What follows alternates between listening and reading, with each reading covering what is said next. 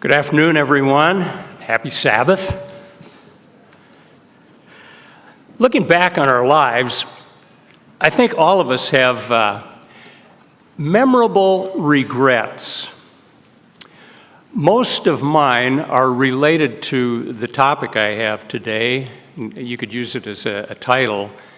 The outward mindset.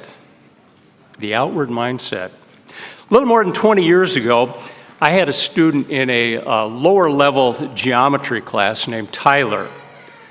The class was designed for students like him who previously struggled some in math. Tyler, though, seemed to like the way I taught. Not all the students did. But he found some early success in the class, and it seemed to motivate him. He decided that he liked geometry and became a top student in that class of mine that year. More than that, though, he was quite personable. He was a friendly student. He sat near my desk and would frequently engage me in conversations that really didn't have anything to do about geometry, which was a little unusual for me because I was usually somewhat aloof with my students, and I tried to keep things more professional and just talk about math-related topics. Sometimes our conversations were overheard by a nearby student, a girl with strawberry blonde hair who would occasionally join in. Nice girl. She'll have some relevance to this message a little later. A year, or maybe it was 2 years later, there was an article in the local Statesman Journal newspaper at that time that described a bad car accident in which one of the passengers was hospitalized with some very serious injuries. It was Tyler. It was now his senior year in high school, and his injuries forced him to miss a lot of his classes, a lot of school, and he missed his high school graduation. Toward the middle of the summer that year, I received a note in the mail by which I learned that Tyler had recovered enough from his injuries to make up his missing schoolwork and finally gain the credits that he needed to graduate. Included in the note was a card inviting me to a special graduation ceremony and celebration that was planned for Tyler. It had a phone number request for an RSVP. It so happened that the event was scheduled for the afternoon on the exact same day as the last day of Northwest Preteen Camp that was being held that year at Subtle Lake. And some ways I wanted to go, but in other ways, well, it really wasn't that convenient. So I called the RSVP number, and I explained this to Tyler's mother and that I would not be able to attend. She sounded disappointed because she was hearing the same sort of thing from a few others that had been invited. The timing was inconvenient. It was in the middle of the week. Some people had summer jobs. Some were on vacation. If there's any way you can make it, if you can leave camp early and get back in time, feel free to come, she said. Tyler would love to have you there. Yeah, okay, well, if that happens, I'll try to be there. Turned out that the preteen camp did finish early enough that day that if I left right away, if I was efficient, if I changed quickly, saved unpacking from camp for later, I might be able to make it in time for Tyler's party, his celebration. But by the time I got home, I was tired, and I felt more like slowly unpacking than quickly cleaning up and going to a graduation party. And since I wasn't really expected to be there anyway, it was more convenient. It was kind of a convenient excuse for me just to stay home, which is what I did. I made a decision based on what might be called an inward mindset. An inward as opposed to an outward mindset. There happens to be a book, in fact, titled the outward mindset. Actually, the full title is The Outward Mindset Seen Beyond Ourselves: How to Change Lives and Transform Organizations. It's written by an organization called the Arbinger Institute, and it's written as sort of a novel, underused strategy for business owners, leaders, managers, and anyone who wants to improve themselves professionally and personally. To paraphrase one section of the book, it says, when we focus outward, we see others as we see ourselves. We see both our needs and their needs and realize how they're interconnected. This broadens our perspective. When we see others as people like us, we also want to help them and make a positive impact on their lives, fostering stronger relationships built on empathy, trust, and mutual understanding. Inward and outward mindsets are not about personality types. It's not about being an introvert or an extrovert. It's all about perspective. It's about how we see ourselves relative to others. It's interesting to note that a few months back, our UCG president, John Elliott, wrote something similar and kind of related to this in one of his home office updates. He talked about selfishness and selflessness. And he wrote, a mindset focused onto sacrificing the self in service to others is a divine quality entrenched in agape. By this we know love, or agape, because Jesus laid down his life for us, and we also ought to lay down our lives for the brethren. He was referring to 1 John 3:16. He continues, while it's easy to recite these words, doing them as Jesus did, is quite a challenge for us human beings with our self-focus. We strive for a fulfilling life through personal development, opportunity seeking, goal setting, and achievement. And there's nothing necessarily wrong with that. I'm kind of putting that in. It's good to set personal goals for ourselves. However, as Mr. Elliott continues, this normal human mindset sets us up as independent goal seekers who occasionally encounter obstacles to our achievements. Invariably, some obstacles to our achievements are other achievers themselves.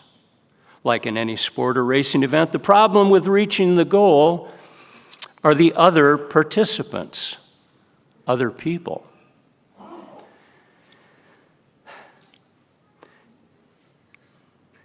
Again, going back to the Outer Mindset book, part of its premise, and again, I'm sort of paraphrasing here, is that when we focus inward on our own needs and our own goals, we perceive other people as objects or just a means to our own ends. More specifically, we may, number one, use others like tools as a means to achieve our goals. Or two, blame others as obstacles for obstructing our goals. Or three, ignore others as an inconvenience because they seem irrelevant to our goals.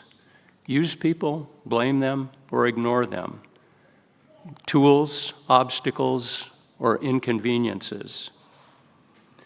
For me, because I was focusing inward, Tyler's party was an inconvenience that I ignored because it was irrelevant to my goal of resting up and taking it easy after camp. A day or two after Tyler's graduation party, there was a human interest article in the local Statesman Journal newspaper. Might even have been on the front page, if I remember right. Apparently, a reporter wanted to do a follow-up story about Tyler and his recovery from the car accident, an accident that nearly killed him. The article revisited the accident and then described a very small celebration in a park, or maybe it was a park-like setting, during which an assistant principal from Sprague High School gave Tyler his diploma. A few months later, I talked with that principal or assistant principal. She said it was kind of sad. It was sad that so few people were there because it looked like they had planned for a lot more to attend. And there were no teachers there. She was the only staff member from the school to attend. There were a few family members and a girl with strawberry blonde hair. But that was about it. I felt bad for Tyler, and I should have been there. I got to thinking about how he must have felt. He's still recovering from an accident that nearly killed him. He missed a lot of school. He missed graduating with his class. There's a party for him. He invites people that he feels a connection to, including at least one teacher, and they don't show up. I could and should have been there. I could have been an encourager. Could have showed him that I cared and that he was someone important to me. It was an opportunity to let my Christian light shine, and I blew it. I guess you could say I blew it out. Brings to mind James 4:17 and the sin of omission. We can sin by doing the wrong thing, but we can also sin by not doing the right thing. James 4:17 says simply, "Therefore to him who knows to do good and does not do it, to him it is sin." As I mentioned earlier, I have a number of regrets in my life. I regret buying a brand new Harley-Davidson motorcycle when I was 22. Some of you might find that hard to believe that I did that. It was just a foolish, immature decision. I spent a lot of money on something that I had no practical need of. And after a few close calls and almost getting hit by other vehicles, including a train on one occasion, I wisely sold the motorcycle, even though it was at a big loss. Ed knows something about that. Sold it to his brother. Yeah, I sold it as a loss. It didn't bother me. That's fine. And even though it only had a few hundred miles on it, but it probably increased and improved my chances of life expectancy. Buying the motorcycle, however, was one of my lesser regrets. My big regrets are situations like the one with Tyler. A few years ago, maybe it's about 10 years ago now, I think I was downtown, and I kind of randomly ran into the daughter of a church member from way back who was kind of like a big sister to me in my early days in church. I remember even going to the feast at a foreign location. I was there with her family. But I ran into her daughter, and they were attending a different fellowship of Church of God. And I asked, "Well, how's your mother doing?" And she said, "Not well. She's in the hospital." And wow, Bruce, if you could go in and see her, that would really help. That would really cheer her up. And I thought, yeah, I mean, I'm downtown. Yeah, I could. Well, I got this list of things to do. It's not real convenient today. Maybe sometime when it's a little more convenient. Well, by the time it was more convenient, she died. My big regrets are the ones in which I made self-centered decisions that did not consider the needs and the feelings of other people. It was the decisions I made from an inward and not an outward mindset. It's those decisions that I regret the most. Decisions where I could have made somebody feel better, but I didn't. Times when I should have shown some kindness or patience, but I didn't. All of which seemed like inconveniences that were, at that time, irrelevant to my concerns. Times when I could and should have seen life through the eyes of the other person. There's another book that talks a lot about the concept of the outward mindset, but doesn't ever use that term. It's, of course, the Bible. Because an outward mindset is simply a different way of summing up and describing one of the most fundamental of all Christian principles. Love your neighbor as yourself. That exact phrase happens to come up in the Bible 8 different times that I could find. Many of you will remember Mr. Herbert Armstrong would sometimes sum it up a little differently. He'd say, it's the way of give rather than the way of get. Matthew 7:12 says much the same thing in still a little different way. Matthew 7:12, therefore, whatever you want men to do to you, do also to them. Don't think inward, think outward as well. Or maybe I should say, don't just think inward, think outward as well. For this is the law and the prophets. And the Bible goes far beyond that general instruction.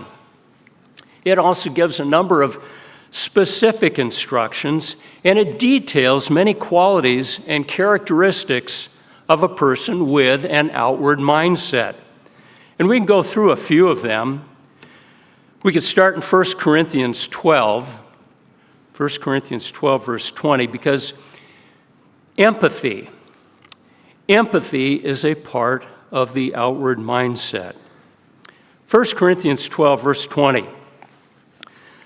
But now, indeed, there are many members, yet one body. Speaking of the church, I'm going to skip to verse 25. That there should be no schism, no division in the body, but that the members should have the same care for one another. And if one member suffers, all members suffer with it. Or if one member is honored, all the members rejoice with it. That's number one, empathy. Empathy is a key to the outward mindset. We try to feel what other people are feeling. To know what they're feeling, we have to interact with them. We have to reach out to them. We have to develop and nurture relationships with them. Even those of us who are introverts, we have to resist scrolling on our phones and interact directly with people. Psalm 15, we could notice other outward mindset traits, but I want to focus and point out just one that's stated in the middle of verse 4. In my Bible, Psalm 15 comes with the heading, "The character of those who may dwell with the Lord." And Psalm 15:4 reads, "In whose eyes a vile person is despised, but he honors those who fear the Lord." And here comes the focus. Here's my focal point. "He who swears to his own hurt and does not change." People who keep their word and do what they're committed to, what they've committed themselves to do, even when a better personal opportunity comes along and presents itself. Even if it means causing oneself personal difficulties. Even when it's inconvenient. That's an outward mindset. We keep our word no matter what. I guess that'd be a second thing. In 1 Corinthians 13, the love chapter, the famous love chapter, we notice that a person with an outward mindset has, you could say number 3, no ulterior motives. No ulterior motives. An outward mindset is more than just doing the right thing. It's doing the right thing for the right reason.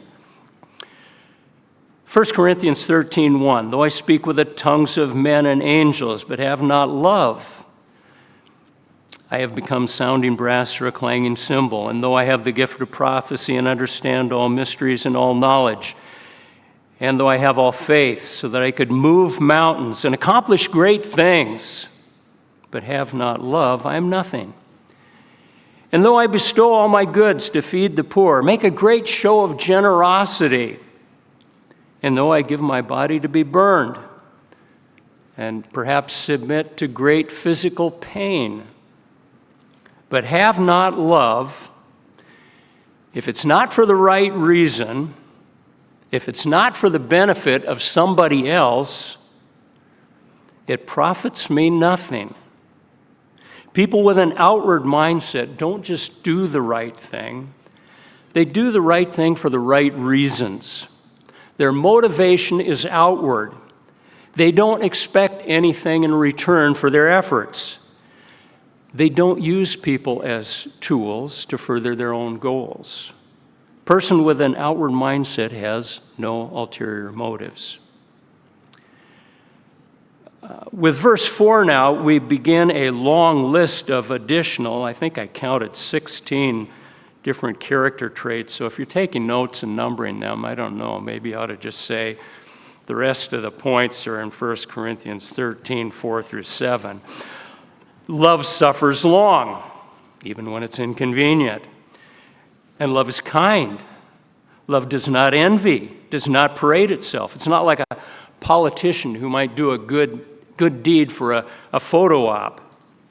It's not puffed up. It's not at all arrogant.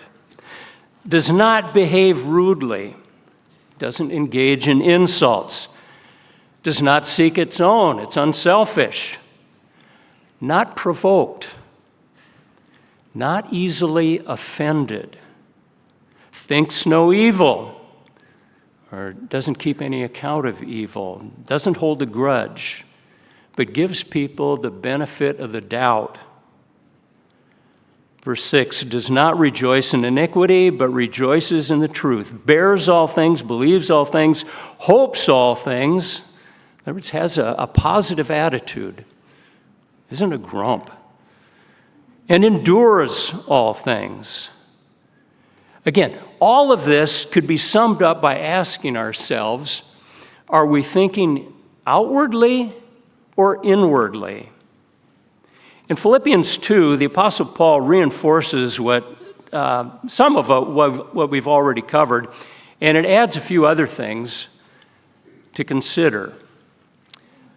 Philippians 2, verse 3, Philippians 2, 3, let nothing be done through selfish ambition or conceit. Again, don't use others as a means to achieve your own goals. But in lowliness of mind, let each esteem others better than himself. Be humble. Let each of you look out not only for his own interests, but also for the interests of others. And again, before you can look out for the interests of others, you have to know what those interests are. You have to engage with people. You have to engage with them at more than just a superficial level. Do we try to see life through their eyes? One of the things that has really helped me when I teach and when I substitute teach is simply showing some interest or trying to notice little things that the students themselves are interested in. I tell myself to think outwardly. I'll be walking around the room, and the kids are supposed to be working on their math problems. And so I'm looking over their shoulders, and there's a girl, and she's not doing her math problem. She's doing this artwork. Oh, and it's pretty good.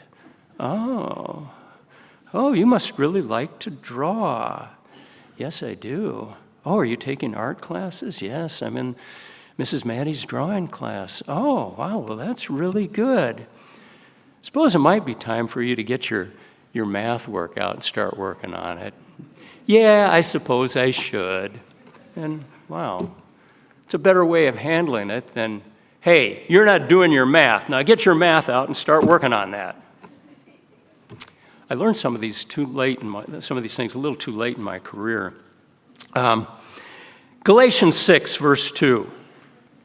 Galatians 6, verse 2, Paul gives us a brief but related passage to consider.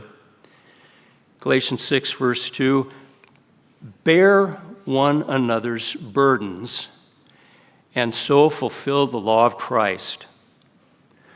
Do we take the time to find out what those burdens are that other people are carrying? What are they bearing? Especially with people who might be a challenge for us to deal with. Maybe we find some people a challenge because of the burdens they are bearing.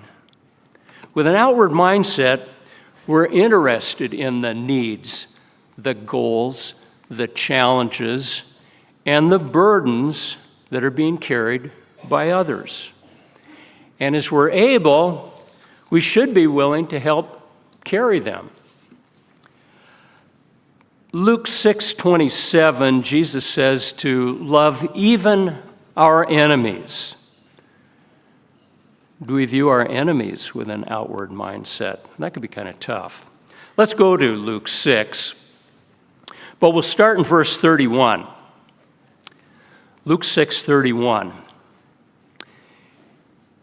And just as you want men to do to you, you also do to them likewise. But if you love those who love you, what credit is that to you? For even the sinners love those who love them. And if you do good to those who do good to you, what credit is that to you? For even sinners do the same. And if you lend to those to whom you hope to receive back, what credit is that to you? For even sinners lend to sinners to receive as much back. But love your enemies. Do good and lend, hoping for nothing in return. Give of ourselves, and your reward will be great. Thinking outwards has great rewards. Your reward will be great, and you will be sons of the Most High, for he is kind to the unthankful and evil. Therefore, be merciful, just as your Father also is merciful. If God is kind and merciful to people who are bad or challenging, then we should be also. Now, we talk of having an outward mindset, and when we do, I want to be sure that we don't confuse being introspective with an inward mindset, because at some point, having an outward mindset also means being introspective, looking at yourself. At some point, we've got to do that. It means examining one's own character. And sometimes we do have to look inwardly, examine ourselves in order to better connect outwardly with others. And that's what we're trying to do today. Turn to Galatians 5:13, which was one of those 8 different passages with the instruction, love your neighbor as yourself. Galatians 5:13. For you, brethren, have been called to liberty. Only do not use liberty as an opportunity for the flesh, but through love serve one another.